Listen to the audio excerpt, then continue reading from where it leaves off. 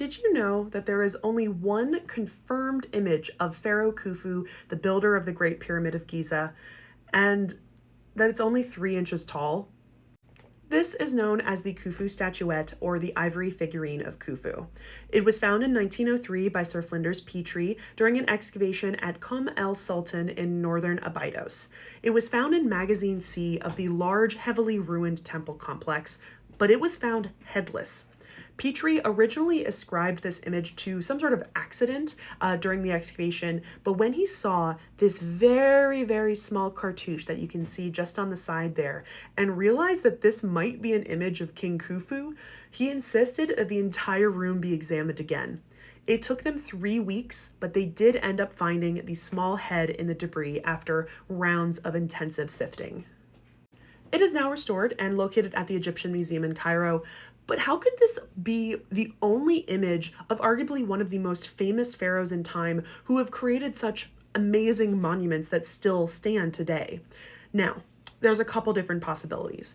One is that this might not be an image of Khufu at all, or it is an image of Khufu, but was made many, many, many years after he had died. The building immediately near the magazines where this object was found dates to actually 2 dynasties later, and there have also been items found from the 30th dynasty. So who knows? This could have just been made by a fan of Khufu many, many years later.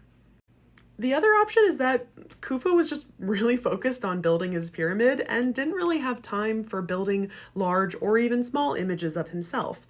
It is technically not the only image that we believe to be King Khufu, but it is the only one that really has a cartouche of Khufu to really identify it as him.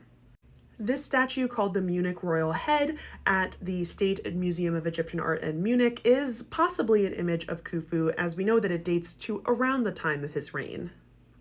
This image from the Altes Museum in Germany also might be a depiction of Khufu, though it is mostly just described as an image of a prince.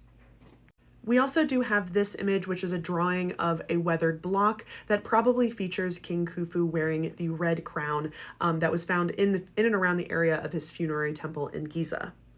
Unfortunately, so many of these are fragmentary and they don't have the textual evidence that backs up the actual ivory image of Khufu. So what do you think? Is it coming from a time much later than King Khufu, or is it just a lucky image of him that has been preserved?